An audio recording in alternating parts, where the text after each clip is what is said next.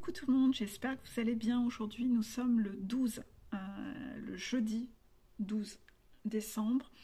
Je vous fais cette mini vidéo pour vous dire qu'à mon avis, vous allez avoir un défi enfant malade pour ceux qui sont parents. Pour ceux qui ne le sont pas, bah, je vous souhaite pas que vos animaux tombent malades, hein, j'espère pas pour vous.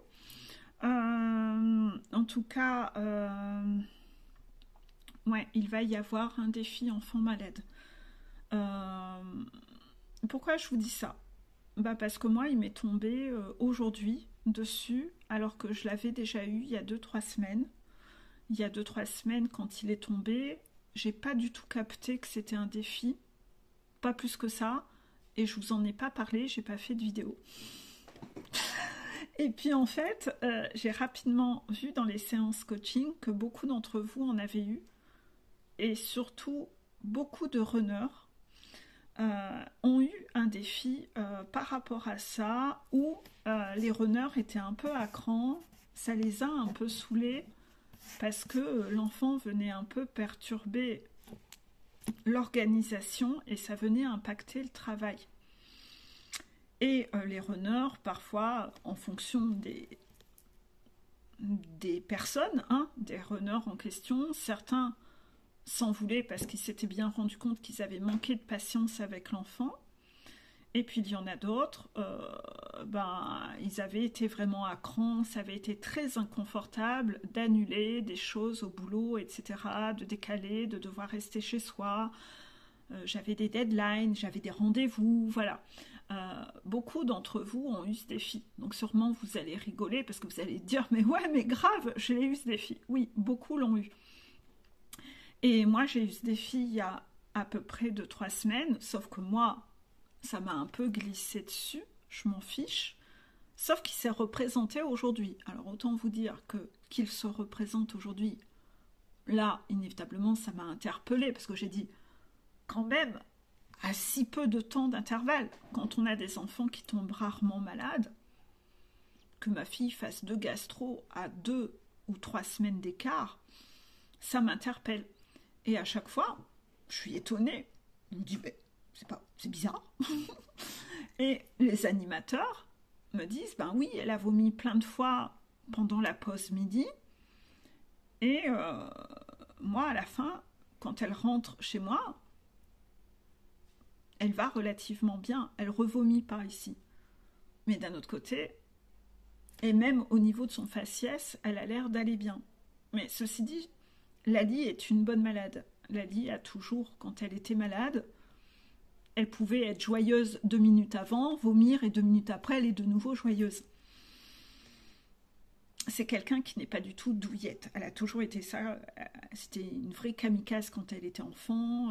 Elle se faisait mal, elle pleurait pas. Elle restait un petit rayon de soleil, voilà. Même parfois, elle me faisait peur, hein, parce qu'elle était toute pitchounette, elle savait pas marcher. Enfin, si elle savait à peine marcher, qu'elle mettait des tabourets, des machins sur les canapés pour monter, elle me faisait... Moi, j'allais manquer d'avoir un infarctus. Alors que mon premier enfant était hyper prudent, et elle, c'était une vraie boule de nerfs. Souvent, quand je lui raconte tout ça, elle est morte de rire, elle a des fous rires quand je lui raconte tout ça. J'ai même des vidéos de tout ça, donc à chaque fois, elle rigole. Et c'est des petites anecdotes sympas. Donc, c'est très particulier, parce que j'ai pas d'éléments à pouvoir voir son niveau de maladie, mais inévitablement, le lendemain, je peux pas la remettre à l'école parce qu'elle pourrait contaminer. Les instituts ne vont pas être ravis de savoir qu'ils m'ont appelé parce qu'elle a vomi 3 fois pendant la pause midi, que là, ils m'appellent pour venir la rechercher et de savoir que le lendemain, je la remets à l'école parce qu'elle vomit pas à la maison. Et voilà. Vous avez plusieurs défis derrière ça. Vous avez plusieurs défis derrière ça. Déjà, vous avez un défi au regard des autres. Ben oui, parce que déjà, vous avez un petit problème d'engagement vis-à-vis du travail. Vous avez peur de vous absenter du travail. Vous avez peur que ce soit mal vu. Mais peut-être que vous jugez les parents qui s'absentent parce que leur enfant est malade et que de ce fait-là, vous supposez que les gens jugent les personnes qui s'absentent parce que leurs enfants sont malades. Non. Ce n'est pas parce que vous jugez les gens comme ça que tout le monde juge les parents qui s'en vont. Personnellement, je n'ai jamais jugé un parent qui s'absente pour son enfant. Entre le travail et l'enfant malade, moi je vais toujours faire passer l'enfant malade en priorité. Ceci dit, je le sais, j'ai travaillé en entreprise et fut une époque, moi en tant que femme, je trouvais que les hommes au travail pouvaient juger les femmes qui s'absentent parce que leurs enfants sont malades. Ben oui, mais si après c'est souvent les mamans qui doivent s'absenter pour ça, et que l'homme, il n'a pas à le gérer, c'est un peu facile d'aller juger les mamans parce que non, mais moi je le fais jamais. Non, mais enfin bon, voilà. C'est peut-être encore plus lourd à porter dans le monde de l'entreprise quand c'est le papa qui doit s'absenter parce que la femme, de par son métier, ne peut pas. J'en sais rien, moi en tout cas je trouve ça normal.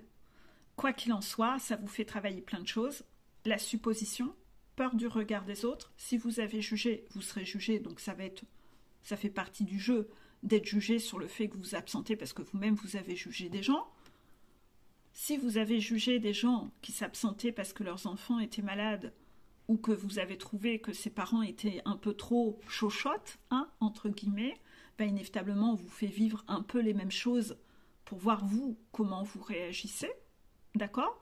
On vous fait vivre la situation comme les autres pour vous montrer que c'est pas toujours si évident que ça, hein, que bien sûr on est obligé de s'absenter, on va quand même pas laisser l'enfant malade sur les bras des instituts, c'est pas leur métier, ça c'est la responsabilité parentale, mais on vous fait travailler un peu tout ça au niveau du regard des autres, et si en plus, comme là, moi, il n'y a que 2 ou 3 semaines d'écart, moi qui ai l'habitude que les enfants soient jamais malades, ben, inévitablement il y a ce côté un petit peu où on se dit, mais la maîtresse elle doit se dire, ben, elle est toujours malade. Mais non, en fait, parce que moi, les maîtresses savent que mes enfants sont rarement malades. Donc, en fait, même ils le disent eux-mêmes. Oh, bah, elle n'était pas bien et ça m'a étonné d'elle, elle n'est jamais malade. Voilà, vous voyez. Mais vous, transposez ça à votre situation, posez-vous un peu les questions. Est-ce que vous, ça vous gêne? Ça vous gêne par rapport à qui? Vos collègues, votre hiérarchie? Inévitablement, moi, là, ce soir, j'ai dû dire à plusieurs personnes que 2 personnes que je décalais des séances.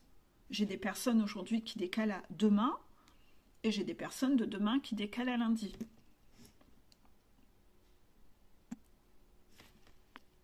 Inévitablement, cela impose de devoir se désengager parfois. Ben oui. Peut-être que vous aviez un dossier à rendre, peut-être que vous devez vous désengager d'une réunion. Eh oui. Ben, écoutez, tant pis si ça râle en face. Moi, je sais que mes piou-piou râlent pas.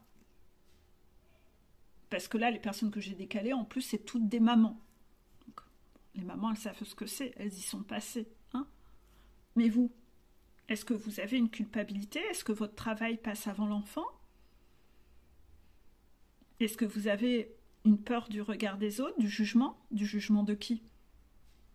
Est-ce que, du fait de devoir tout chambouler, vous êtes un peu de mauvaise humeur et finalement l'enfant, vous ne savez pas lui apporter d'empathie? Est-ce que c'est l'enfant qui morfle parce que vous êtes à cran?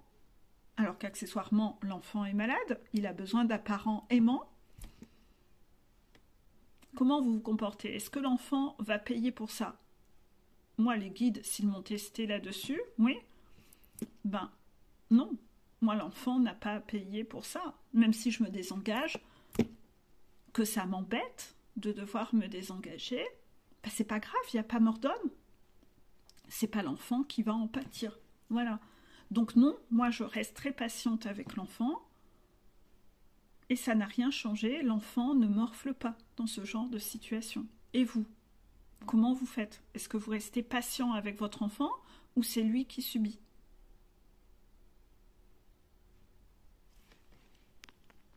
Est-ce que vous arrivez à trouver rapidement des compromis pour réorganiser les choses autrement? Est-ce que vous êtes en souffrance et vous culpabilisez?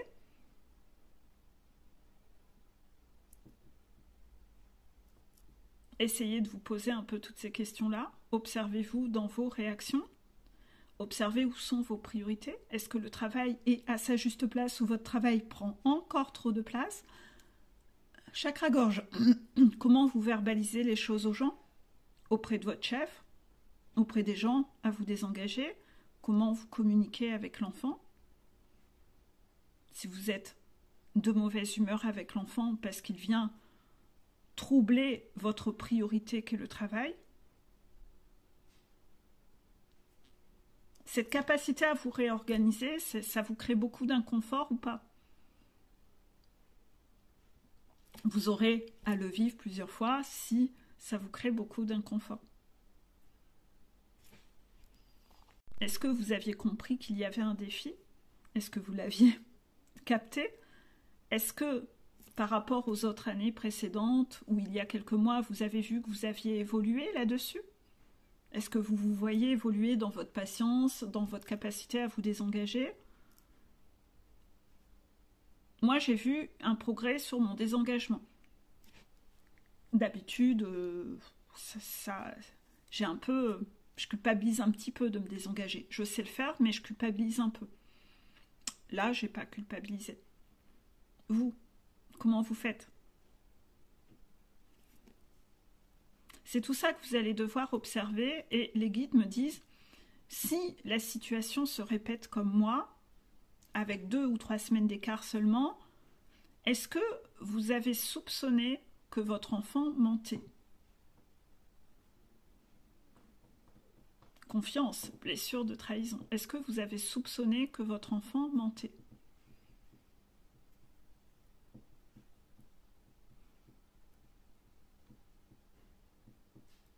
Parfois, en tant que parent, on se pose la question, hein.